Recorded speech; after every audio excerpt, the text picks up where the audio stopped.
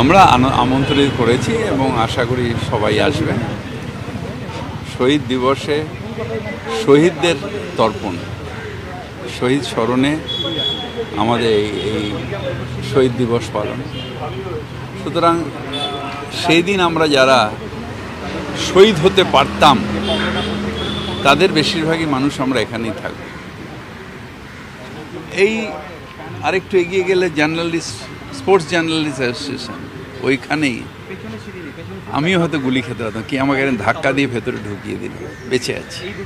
আমার সামনে দুজন পড়ে গেছে। হ্যাঁ, উনি আক্রান্ত হয়ে চলে গেছিলেন নিশ্চিতভাবে।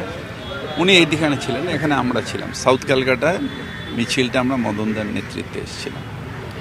সে জায়গায় সেগুলো পরে মিটিংয়ে বলবো। এখন আমরা শহীদ দিবস পালন করার যে তোড়জোড় সেটা করছি এবং যতদিন বেঁচে থাকবো 21শে জুলাই শহীদ তর্পণ করে যাব।